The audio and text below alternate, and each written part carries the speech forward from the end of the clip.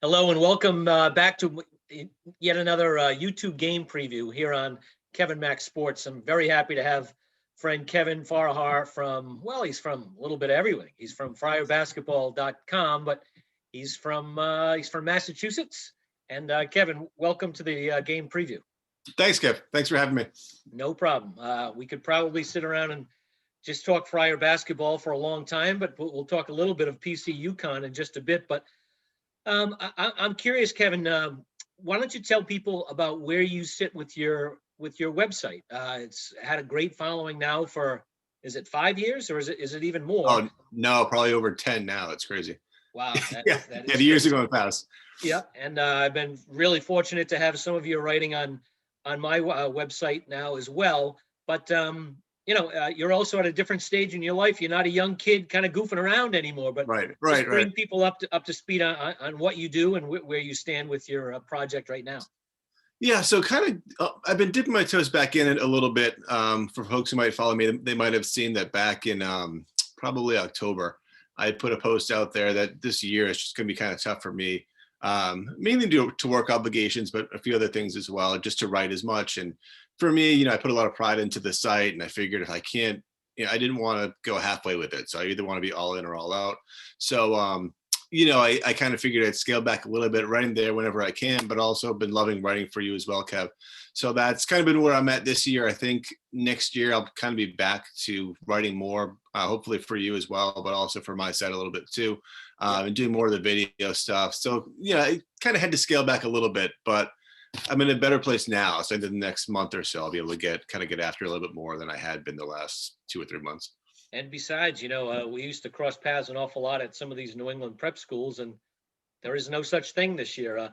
Actually, are you aware of what the story is in Massachusetts? I know in Rhode Island, for example, our friends at St. Andrews, Mike Hart and whatnot, they can't leave the state. They've actually played some scrimmages against a lot of the public schools in LaSalle from Providence and whatnot. And be honest with you, those teams really can't run with St. Andrews at all. So I really feel for those kids. I don't know what the story is in Massachusetts. I believe it's somewhat similar. Yeah, I think so. I don't, I followed more of the prep schools closely just because for me, it's so much of, who PC's recruiting. So like one guy I just talked to Tom Nelson, who's AJ Reeves' coach, to see if they were playing. And I guess Brimmer and May, where he went, they're not playing at all this year. He said it was just a logistical nightmare. So I'm not necessarily sure as far as the mass high schools, but I think it's similar. I know they're bringing back football in the next month or so, I guess, for kids who couldn't play in the fall. And I imagine, I just haven't followed the basketball at the public level as close as I do private. Yeah, I meant the prep level. So it sounds like they're in the same boat as St. Andrews. It's just that because they can't go state to state, I think they're basically not trying, which is, I feel for the kids. I feel for the PG kids, the fifth year guys who are paying money to go to these schools, and they're not cheap, and they're really not getting, anything close to what they signed up for. And Kev, have you talked to the staff at all about how hard this has been for them as far as not being able to discover? I mean, I'm sure they can, there's word of mouth and there's video, but I'm sure it's pretty challenging for them. Yeah, well, what's interesting, I have talked to them a little bit. I know I'm overdue to write something about it, but some parts of the country are playing. For example, I think I noticed that the state of Pennsylvania just began. I know that New York City is not playing. So it's really, side by side. And with the huddle cameras, if anyone who doesn't know it, it's HUDL cameras. A lot of these schools have installed these huddle cameras in their gyms so their parents and fans can watch these. And needless to say, the coaches, they're getting huddle camera clips from an awful lot of coaches as well. It's fraught with issues in my eyes, because it's hard enough to recruit and project what someone looks like at the Big East level live after watching them against high-end kids, not only in high school but in the summertime with AAU. But basically, none of these coaches have seen any high school players from last March until today, and the NCAA looks like they're probably going to extend this through the spring, which is just, again, what's going to happen is the seniors who are recruited, a lot of them won't be good fits. It's a real issue. Right. And now the transfer rule too, I feel like it's going to be a mass transfer in 2 years, where all these kids might not be great fits, who coaches probably didn't not just get to see, but get to know as well when they're underclassmen. That I feel like it's just going to be insanely in 2 years. Yeah, and let's talk about Providence's situation. I don't have my list right now. I'm trying to think. Are they at 13? I believe they may be full, or are they one shy? It's funny. I think they've won, but I pay so little attention to it because I feel like they can always something opens up. Everyone always asks me, "Oh, how many scholarships is this?" I'm like, I don't know. I always feel Yeah. like if they need a scholarship, something opens up or someone leaves, or I never really worry about them being maxed out. But I think they do have. I might be off, but I thought they had one more in their back pocket, but I could be wrong. 7, 8, 9, 10, 11, 12. They have 12. I thought I was correct. So the Okay. issue though with Providence is their seniors, Nate Horkler and um, obviously Nate Watson and Noah Horkler. They have the chance to come back and return to school. Now Providence has signed two guys early, Legend Jeter and Rafael Castro, two front court players. In theory, they would replace Nate and Noah. But I'm hearing that there's a good possibility that one or both of those guys returns because the NCAA is allowing everybody a free year. So they would have to free up two spots somewhere to fit in the incoming freshmen. And I think you and I would both agree that, boy, it really would be good if they could add another guard, especially a point guard situation. So they do seem to be, there's some flexibility there, but not as much as you would think. Are they allowed to go over the max for a year? Is that part of the rule? I don't know the rule I specifically. think this year they were. I don't think Okay. next year. Okay. Well, actually, now that you say that, Kev, I think with football, they were able to have some of the guys who come back not count. So maybe Okay. if Nate Watson comes back, he won't count. So I'd have to poke into that a little deeper. Okay. Makes sense. Do you see what's your need? What do you see a need for the Friars if they were going to bring in one or two more guys? Yeah, I think they need a guard. I mean, obviously with a big man, it's going to depend on who comes back, but um, it's interesting because I feel like they need a guard, but then it might be just more development in house. If especially with Bryson, if he gets better, I feel like he's kind of the wild card. I feel like this year he's just been. We both saw him a lot, and he just doesn't look like the same player confidence wise. I would say that's been the biggest thing for him. Like I saw him as a totally different kind of player. I'm not sure if Syracuse kind of crushed his confidence or what it was there. So I feel like if they What feel what what, pretty what good did about you him, see? Actually, if you can Bryson, tell people when you saw Bryson, because I say the same thing. I said I've seen him at St. Andrews, and uh, he was good. What did you yeah. see at Bryson at that stage of his development? Yeah, when they got him, I thought it was great. So I used to see him a lot because he was the year behind AJ and David Duke and Cole Swider, who they were recruiting at the time. So I wasn't paying as close attention to him just because he committed so early at Syracuse, but I watched him a lot, and he was a really good shooter. So I figured when he came here, like he's gonna play just because they can never find shooting. Like you look at they try and give Chris Monroe these spells which really haven't been working, and I figured he's a good athlete, he's a really good shooter, and to be honest, when they played, David Duke played against um, St. Andrews in his senior year, and I thought Bryson was the best player on the floor. He was awesome that night. He's really athletic, and he can put the ball on the deck a little bit. So Mhm. I've been surprised he's been so turnover prone, just because Right. I don't know. He just looks really unsure of himself, and that wasn't the player I saw a couple of years ago.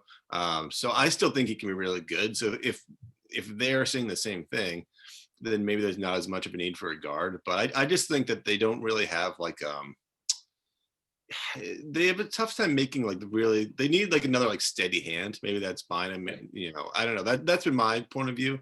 I just feel like they needed more like a role playing like a Chris Rogers from 100 years ago. People have been Okay. watching since like That's a 2001. way. That's a wayback machine right there. Yeah. But I'm saying a guy who comes in is happy to play a role, give you like 15 minutes, who's just steady and Yeah. doesn't really turn the ball over. Right.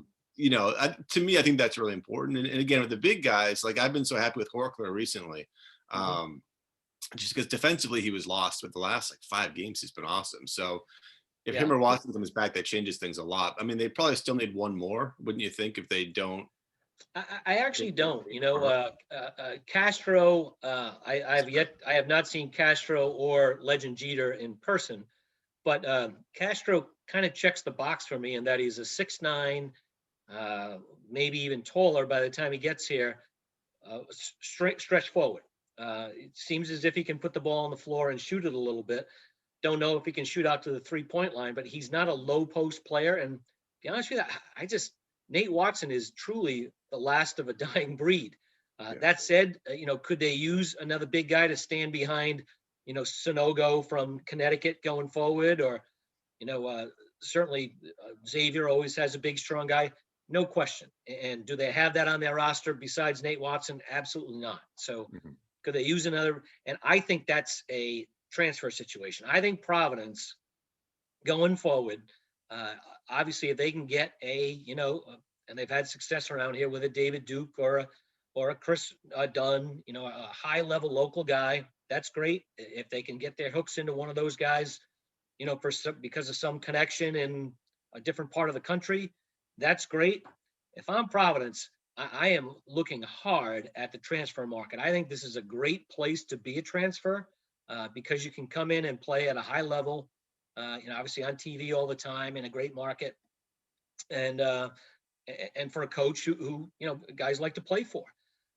They've had some success, with the transfer situation. It's only going to explode even more. I think you and I would agree that there's probably someone who's going to leave this program who we would imagine would look to do so. Right. And that's going to be the same at Kentucky, Duke, Syracuse, Texas, Kansas, and Providence. The new rule is definitely going to go through, and it's going to be craziness. And you can't just sit there and say, woe is me, we just lost, Kevin Jones. No, you need to go out and get someone better than Kevin Jones. And I think Providence realizes that. I just hope they're ready to be proactive. Do you feel like, and it's been a few years now, they kind of went away from the transfers for a while, because I thought they had really good success early on, like adding Carson and Tyler Harris to that core is really helpful. Then it felt like, they got like Junior Lamamba and Isaiah Jackson were fine role players, but I felt like for a couple of years, it wasn't really a focus for them. And then maybe the last, 2 years or so, they kind of refocused on it. And I don't know if it was just a matter of not being able to land them or what the deal was. Yeah. And it's interesting you bring up those guys. So like Junior Lamamba was he was recruited as a role guy. I think Noah Horkler was recruited as a role guy. He's a stretch four who can rebound. It's exactly what he is. Providence needs a transfer who's an impact guy. I mean, you look at some of these other guys around the Big East, they're coming in as transfers, and they're not all conference guys, but they're like close to all conference guys. That's what Providence needs right now. They obviously have not hit home runs on the recruiting trail in the last 2 years with high school players, but you can do it on the recruiting front, on the transfer front. And again, I think that's where they need to be aggressive. I personally would look for, if you tell me that Watson and Horkler are coming back, I'd look for a combo guard who's physically mature, maybe only have 1 or 2 years left, who can come in and play and not be a role player, be a starter, be like a real player. And, would that shake up some of the guys on the roster now? Yes. And maybe that's a good thing. Yeah. Well, I feel like the kind of guys I love, I feel like Creighton's been getting these like power guards, like that. I'm like, that's the kind of guy I'd love to see PC get, like a really physical guard. Denzel Mahoney is like a stud. I mean, he's a very, very good player. Yeah. That would be great. Yeah. So, Kevin, let's talk a little bit about where the Friars stand right now. You actually wrote a very good story for me maybe 2 weeks ago, pointing out that the team struggles are really coming off what Ed Cooley has said. He knows his team a lot better than you and I. And he said, defensively, we are struggling right now. We're getting stops, letting up offensive rebounds. I think I'm trying to think the game where they really got killed off the glass was at Georgetown. Georgetown on the road. Yes, I think so. And I think that was the next day we ran that story. And interestingly, since then, their defense is perked up, but this clearly is not the Ed Cooley type defensive team that Providence fans have gotten used to. Yeah, and honestly, I think, and I'm not sure what you think the root of the issue was, but part of me, like, as much as Jimmy Nichols was playing well offensively, I felt like him and Greg Gant were just getting burnt so often off the dribble, and I feel like Jimmy going down, you never want to see someone get hurt, but it's kind of shortened the rotation a little bit. And I feel like I want to see them play smaller, just because I'm like, if you're going to get beat off the dribble, hopefully you can at least like rebound or, be a presence at the rim. They weren't even that. So, to me, that's been a huge issue. But honestly, the St. John's game they got lit up, but Seton Hall gave up 60 points, the last two games against UConn and who they just play. I'm drawing a blank. DePaul. DePaul. The defense. And I thought, honestly, that just as far as keeping guys in front of them, like that was a shocking thing all year. It's like they can't keep a guy in front of them. It was bizarre. In the last two games, they really have. So at least I actually thought they, strangely enough, because the numbers were so good, I didn't think they did a great job of that against DePaul. DePaul was just DePaul. They were missing a lot of shots around the rim, throwing the ball away. It's an excellent point, though, that usually when you say you're not guarding the ball well, you focus on the guards. And David Duke has not been a lockdown guy like he was last year. Everybody else is worse than that. And I do think their interior defense, Nate Watson, that's not his strong point. He's not good in ball screens, and opposing teams are putting him in ball screens as often as possible. And then your point on Noah and Greg Gant. Greg Gant does guard the ball well. He's really still learning in the screen and roll and doesn't do it well. I think Noah has caught on a little bit. I think he's relying on his team defense a little better, and the fact that he's playing more minutes, I think that helps him a little bit. But to your point, though, it needs to be more consistent, and it needs to be like the last 2 or 3 games if Providence is going to have some success down the stretch here.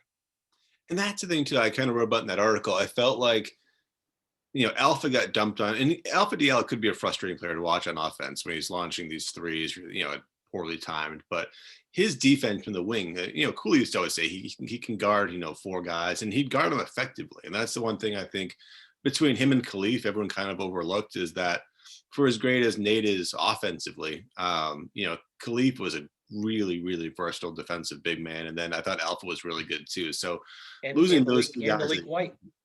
Yeah. And that's a huge trickle down effect. I think, and that's the thing, like Duke's defensive metrics last year and they're kind of hard to read. I know it's hard sometimes to look at these stats for like one guy individually on defense, because it is, who's around you makes a difference. But Duke was like an elite defensive player last year. And then this year his numbers are pretty average at best. But yeah, I thought losing Malik's a good point. Those 3 guys, that's a killer. And those were experienced guys too, have been in the system for 4 years too. Yeah. I'm curious what if you had a chance to see Connecticut on Saturday against Xavier. Yeah.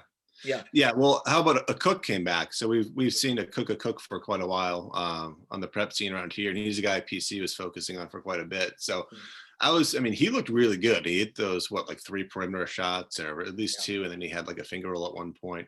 But I think he has a different dimension there, and they're playing Andre Jackson more. So I think that's the thing that is a little bit scary about UConn is, people forget, there's so much focus on Bouknight not being here, but they get those 2 guys too. Like Jackson was out most of the year, and Cook's been out. They get those 3 guys back. Like those are 3 complete, like pro level athletes. Yeah. So I think they're pretty dangerous, to be honest. I'm a little worried about tomorrow's game. You should be. And I can tell you the Friars are as well, because I only bring that up because the difference, and even the difference in just the rotation that Hurley used against the Friars, when he was completely disgusted after the game. I don't know if you saw his Zoom. He was at a low point. And then he comes back 3 days later and plays a very different rotation at Xavier, and they deliver. It'll be interesting to see what type of a rotation he uses on Tuesday against Providence.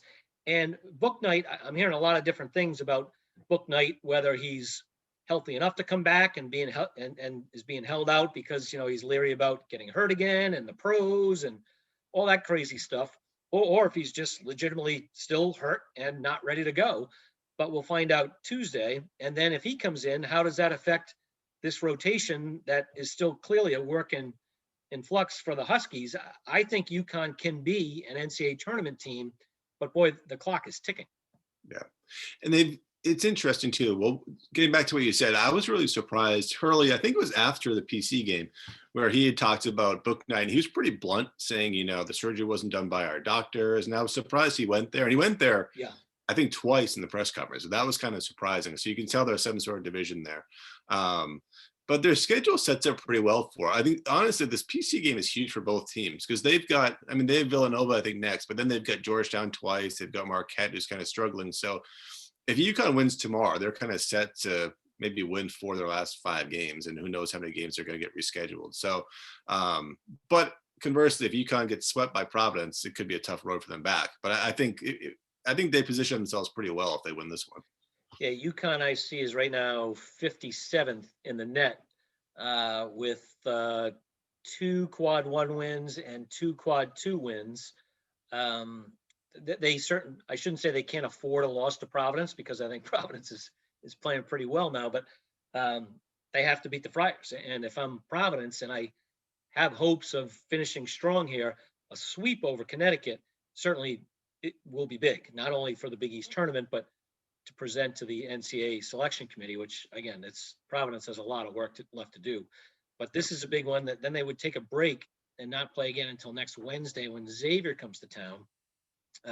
This is off topic a little bit, but I think Xavier is one of the biggest kind of fraud teams in the country right now. Not that they're not good, but they're just not proven. They haven't played enough games in January and February.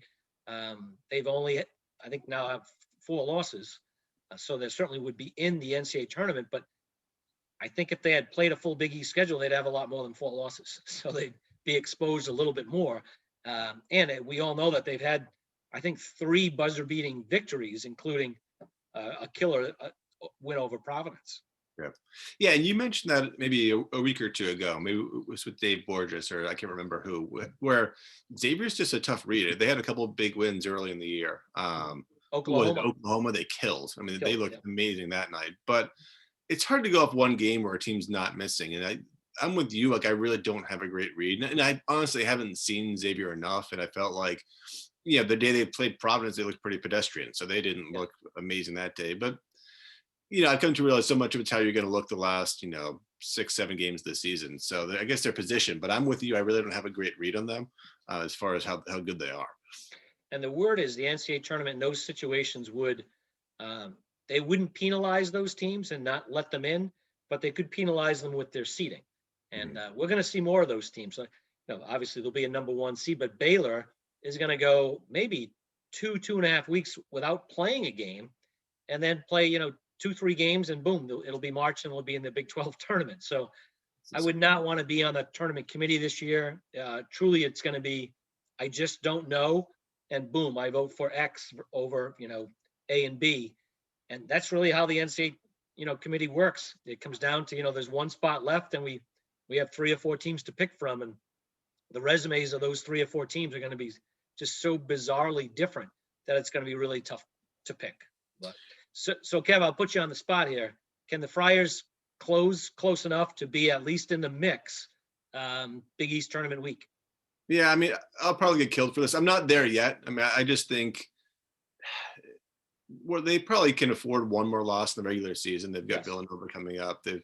I just think, I don't know. I need to see more. We talked about this a little bit. I feel like the defense is improving, but I've got to see more than a win over DePaul and a kind of shorthanded UConn team. So right now, I'm not expecting it. I'm not ruling it out. But at this point, I just haven't seen them consistently defend, or even honestly offensively either. I just haven't seen them string together that consistency. So I mean, it's just going to take a lot. They have to turn around a lot in a short amount of time, I guess I'd say. Right. Perfect, Kevin. Maybe we'll do this again before the Big East tournament. Really appreciate you coming on. Yeah, Kevin, one last question, if you don't mind. Yeah. Oh, please. Are you hearing anything with the BC job? No, it's new. Just broke this morning. Jim Christian, which, by the way, why? It's February 15th. Why are we firing a coach today? His assistant coaches are still there. It's not as if they're going to change their recruiting targets or anything. It is what it is. Everyone knew that he was probably going to, get fired at the end of the year. They have like 5 games left, but I'd say the people that I talked to this morning, they were throwing out Howard Isley, who's now an assistant at Michigan, would make a lot of sense. The people always lazily say, "Oh, Ed Cooley should take that job." Those people who either haven't been to the Dunkin' Donuts Center in the last 7 years, or more importantly, haven't been to BC in the last 7 years. BC is a very, very difficult job right now. And I don't even know if they can pay $3 million like Providence can, but I don't think Ed Cooley's involved in one iota. I think BC needs to hire a minority coach with some connections, like a Howard Isley, who's, he's at Michigan. Michigan's looking at a #1 seed right now. Right. And, Howard was in the NBA. Players really enjoy it, like that. We'll see. There's no slam dunks. There really aren't. It's a Yeah. difficult job. The only one I saw you mention too, Porter Moser. I think he might have crossed paths with their athletic director. I think he was that loyal at one point. So that was one thing. And I was like, I don't know if there's a connection there. I'm pretty sure there was an overlap of those two guys. And I have no idea if they're, what their relationship is, but that was the one. I was like, that could be interesting. Because I know, I don't know how close he was with St. John's a couple of years ago, but I know he was rumored for a while and had an interview with them. I'm not sure how close that actually came or what you heard about that, but that was one guy I was kind of thinking might be a possibility. Yeah, no, I think I think BC would be thrilled to be able to get him. Yeah. I don't know, and I know this is a shot against BC, but I don't know if you leave Loyola for BC, because he truly is a Midwestern guy. He loves Chicago. Yeah. The theory is that he liked to be the DePaul coach. I think he could be the name your Big Ten job, and he'd be a natural. Okay. Well, I don't know what Big Ten job could come.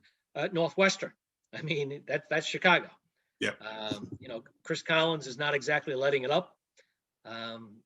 That's the word, is that he likes living in the Midwest. He loves Chicago.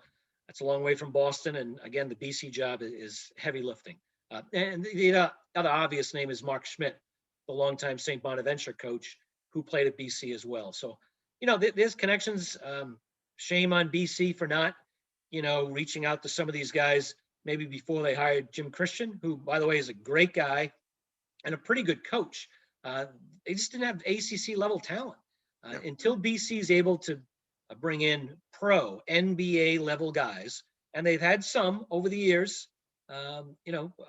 last couple of Jerome Robinson a couple of years ago, and a couple guards that Christian's been able to find.